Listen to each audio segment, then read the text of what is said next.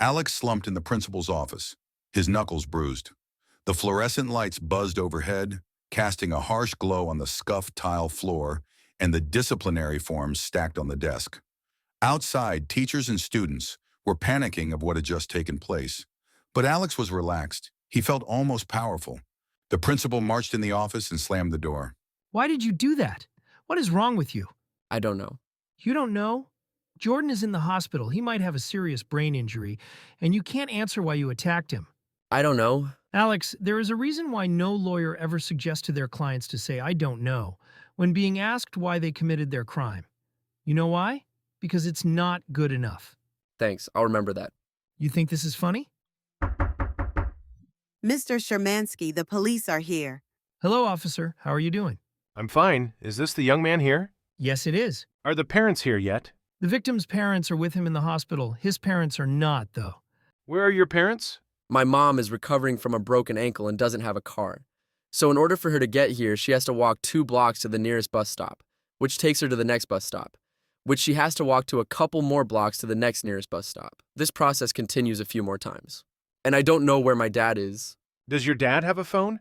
I don't know his phone number. I don't know where he lives. I don't know his name. He could be dead in an alley, behind bars, or with another family. Either way, I don't care. Well, then call your mom and get her over here. She has a broken ankle and has to walk several miles. I'm not asking. Give me your number. You found out that my mom is alone and now you want me to give you her number? I hate to break it to you, but I don't think you're her type. Watch your mouth, shithead. Hey, no, we're not doing that. Just call your mom and tell her you're in juvenile detention for the night. But he needs to... No, he doesn't. But you have to go to juvie. Alex nodded his head.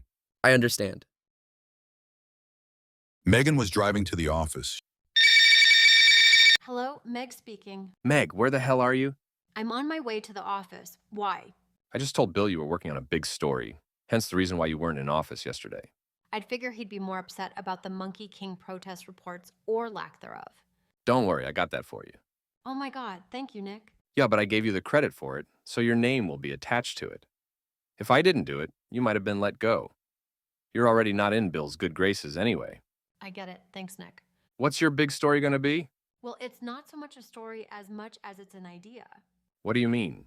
I'll tell you at the office. Alex was staring out the window. Even though he has never been in this situation before, never got in trouble, always had a good attitude, did his job and did it right, being in a backseat of a police car didn't anger him. Your principal is a bit of a prick, hey? Sorry? Your principal. He's kind of an asshole. Yeah, he has a bit of an authority problem. The power gets to his head. And he's just a principal of a high school. He acts like he's the owner of Goldman Sachs or something. We got the same problem at the police department. I got bosses who are just looking to move up and get promotions, and they get it by stats. So they all start power tripping, giving it to the staff just so they get their promotions. It seems like the whole world suffers from the same problems. Perhaps entitlement is one of them. You got that right. By the way, why did you attack that kid? Don't worry, it's off the record. I don't know. I didn't decide it. It's just like my body just did it. It was like I blacked out, and my subconscious took over and did what it desired. I talked with your teachers. They said you're a great student, one of the best in the school. You arrive on time, you don't cause trouble. So you can imagine how shocked the staff was when they heard about what you've done. But that kid is seriously hurt. It seems like you broke his nose and his jaw. There has to be consequences for these actions, especially someone in your position. What do you mean? Alex, you're a poor kid in a nice school. I don't know how the hell you got in there, but you did, and now you just beat up a kid who, like most kids in that school, are pretty wealthy. The school counselor said there has never been a fight in that school. These parents don't want any of their kids to be in danger, and now they found out that one kid got beaten to a pulp by not a fellow rich kid, not a doctor's son, or a lawyer's son, or executive son, but a kid that lives in the inner city. These parents don't just want you to get suspended or kicked out. They want new rules and regulations that keep poor kids away, completely separated from them. So you're saying I may have jeopardized any poor kid's chances of getting a high-level education. So because of what I did, these scholarships may lose funding or cease to exist. We'll see, Alex, but one thing I've learned throughout my lifetime is never piss off the wrong people. Hey, it was a long time ago. I thought you forgot about that already. How can I forget about that story, Jeff? It's what makes me likable. Jimmy and his wife were spending the evening dining out with friends at a prestigious restaurant. Hey, why don't you two girls go get something from the bar? We got some business to discuss. Did you hear the news from Israel today? What news? I got it on good authority from my friends in the current administration that our friends in Israel is planning another expansion starting Wednesday. It should be enough area for us to build more settlements there. Israel is offering some huge tax breaks to get some more of the upper middle class over there. Once those settlements are built and the people come over, we can make a lot of money. You want in, Jimmy? I don't think so. Thanks, though. Are you sure? Listen, we're getting big investments from the Saudis. Once Israel starts their expansions in the West Bank, it's going to be a hot spot. Are you sure people would want to move there? What do you mean? Well, the Palestinians living in that area won't like it and will obviously resist. I don't think that's attractive for people moving in. They'll resist during the expansions when the bulldozers come in, but there will be a large gap between those settlements and the nearest Palestinian neighborhood once the people show up. The truth is that we want them to resist. That way, we can use that as an excuse to push them out even further. Jimmy felt uneasy. Oh, come on, Jimmy. I know you're Irish, but don't let it get in the way of some opportunity. Is this the new way of making money now? Wars, frauds, expansions. There's got to be more ways to make money than this. Jimmy, it's not just about making money. Look, people think there's only two sides. The fortunate and the unfortunate. I can't speak for the less fortunate, but I can definitely say there are several more sides in the fortunate area. Some just want more money, some want more influence, and some want more power, and some want all three, and sometimes these interests align with these different parties. Thus, they work together and one hand washes the other. Everybody wins. Well, not everybody. No, but Jim, why did you become the man you are? It wasn't because you were born into it. You worked your ass off. You were smart, disciplined. You took risks. You earned what you got. You've entered an exclusive club where everybody has those traits. Now, would you rather people with those traits run the world? Or would you rather the lazy, stupid, negative, weak run the world instead? If they did everything, would go to shit, and eventually people like you and I will just rise to the top again. We can't help ourselves because that's how nature works. It's the survival of the fittest. I support the idea that the harder someone works and the better decisions they make, the more they should be rewarded. I'd be a hypocrite if I didn't support that idea, but at the same time, the lesser men shouldn't be shunned out completely. We need them more than they need us. They do the jobs that nobody wants to do. We need plumbers more than we need entertainers. We need electricians more than we need professors. We need car mechanics. There has never been a time where someone screamed, "Help, help, I need someone to explain Dante's Inferno to me." You know why? Because it's not important. It's impressive and interesting, don't get me wrong, but it provides no value. Planes are falling apart in the skies 100x more than ever before. Why?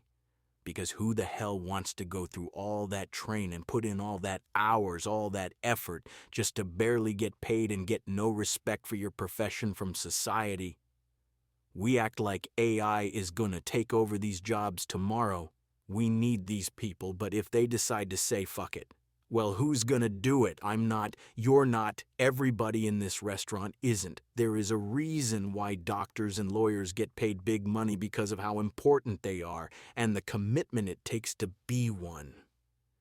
But a carpenter who spends most of life building fucking houses gets paid shit and looked down on like a blue-collar fuck-up. We used to look up to the right people. Scientists, inventors, soldiers, civil rights leaders. The everyday folk that showed up, did their job, and did it right with a smile on their face. Now we just look up to motherfuckers who want to be famous just to be famous. I guess those famous people are what you guys call distraction. Jimmy, let me just say this.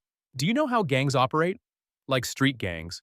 Mobs or whatever, you got the kingpin, the muscle, the product, the business, and the lobbyist. They got their muscle. The men that get shit done and do the dirty work for the crew, right? Kill a couple niggers here or there, or maybe rob a joint, fuck somebody up. You get the point? Then you got the product. The shit that they sell on the street, the coke, dope, heroin, all that good shit, the main source of income. Then you got the business, money laundering, investments, gambling, loan sharking, but mostly just cleaning the money. And then you got the lobbyists, the ones that get you connections. You want to sell your credibility, your reputation to other enterprises, politicians, gangs, markets. You want those connections? You need motherfuckers that can sell. Okay, what's your point? Jimmy, that's what we are, this club. It's just one big gang.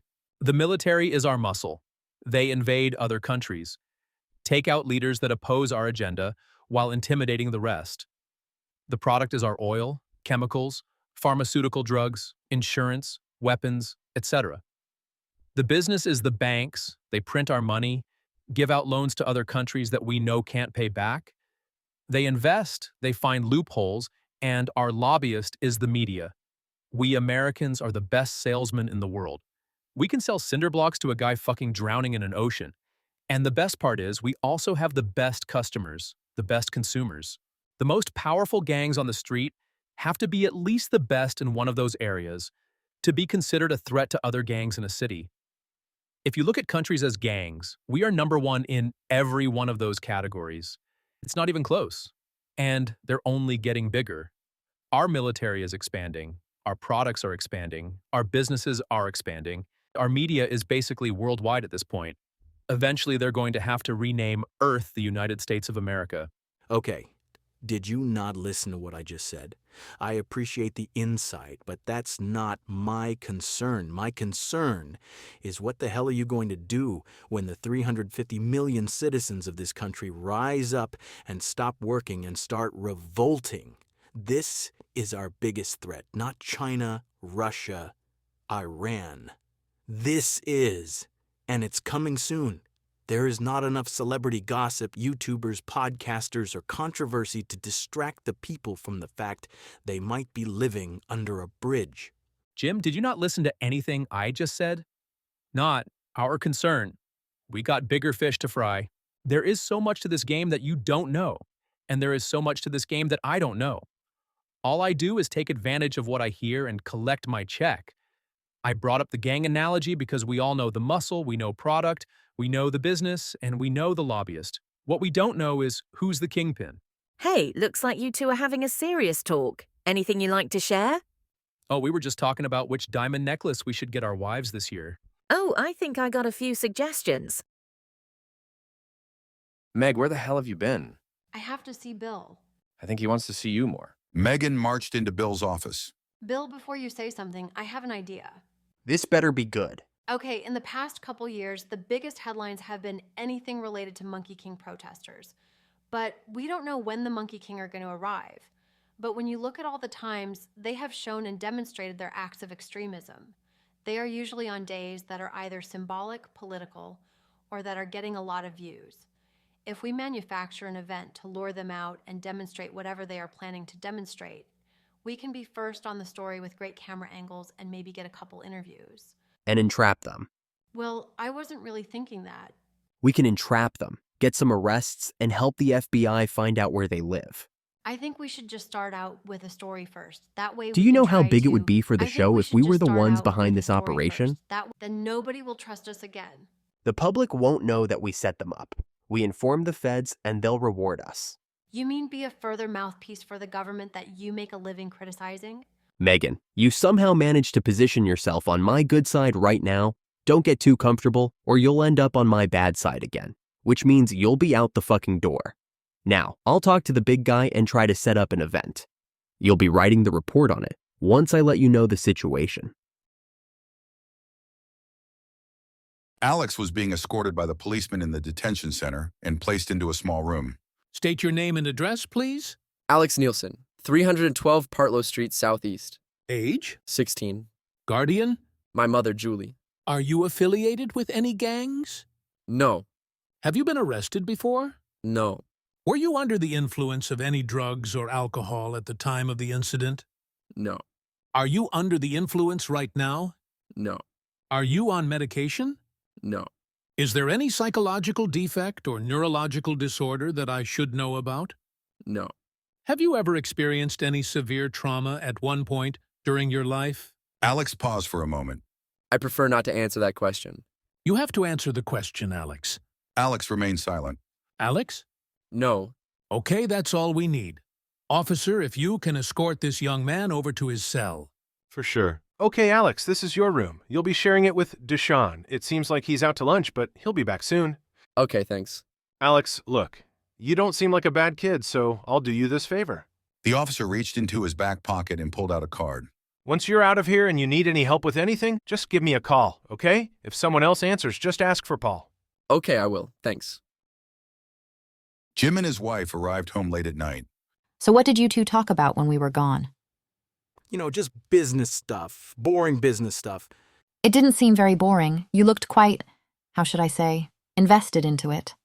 Well, if it makes you feel better, I didn't actually invest anything that he offered me. Jimmy, you think I'm worried about if you invested millions into something? You're one of the richest people on the planet. Our lives won't change either way. You see, that's one of the problems, though. If I invest hundreds of $1 million into anything and win, it won't make a difference, and if I lose, it won't make a difference either. Okay, then don't do anything. Just enjoy what you have. It's just that when investors put in hundreds of millions of dollars into something that doesn't work, where does the money go? Nowhere. It just disappears. These banks just create money out of thin air, so it only makes sense that it disappears into thin air as well. You're losing me, honey. Okay, if we can just create and disappear money out of nothing, then how in the hell is 90% of this country this poor? I mean, last year it was 87%. Before that it was 82%. It's growing at too fast of a rate. Me and my friends can spend recklessly at the expense of the economy because the money that we spent came from nothing. So we have nothing to lose, and majority of the time it doesn't work out. So the money just disappears. If we can create money from thin air, then why the hell is over 90% of this country can't afford a 2-bedroom apartment? We aren't just bending the rules, we're literally breaking it and creating a new one. How in the world is the rest of them going to win? Jimmy, why don't you give the hundreds of millions of dollars away rather than keep investing it? I've done that before and nothing works. You can't fix something by throwing money at it. So much innovation has been created through a lack of money. It's like if a homeless person begs for money outside and starts making enough for a sandwich, well, then he has a reason to keep being homeless. If the poor just make enough to keep alive, then they'll have a reason to stay poor, and the powers that be won't have a reason to change anything. The poor will just have enough to have something to lose, preventing further resistance. But now, with the Monkey King, it's clear they're reaching a breaking point. Sweetheart, the money people give to a homeless person is a lot less than $100 million. Okay, fine. Take the Wright brothers, the Tesla coil, or whatever. These inventions came from not having the funding to buy the parts that it took to build their product, but because they couldn't afford the parts they had to find an efficient and effective way to build their product without.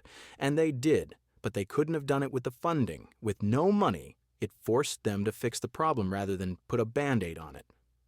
I was telling a friend this: if water is leaking out of a bucket, you don't fix it by pouring more water into the bucket, you fix the leak. We can't just throw money at this problem. I tried. I need to find a way to actually fix the leak rather than keep pouring water in the bucket. Jimmy's wife was asleep. Alex was lying in his bed. He's been replaying the incident in his head. The memory of him planting his elbow against his classmate's nose felt so liberating. He didn't hate Jordan. Sure, he thought he was annoying, but he was pondering whether he represented the opposite of him. Doesn't have to work, doesn't have to worry. He can just cruise through life without having to take it seriously. Alex couldn't pinpoint why he did what he did, but one thing that he did know was that he liked it. The door swung open. The young black man stood tall, his lean yet muscular frame accentuated by the loose fit of his dark baggy pants, which sagged slightly at the waist. His movements were relaxed but deliberate, a subtle swagger in his step, as if he was always in control of his space. Hey man, I'm Alex. Alex stuck his hand out for a handshake. What's good, homie? The man put his hand back almost in a slapping motion. Alex cocked his fist, anticipating a slap. Nah, my nigga, I'm trying to dap you up. Sorry, I wasn't sure. It's all good. That's actually why I'm in here in the first place. Just a misunderstanding. Know what I'm saying? Why? What happened? You must be new in this joint.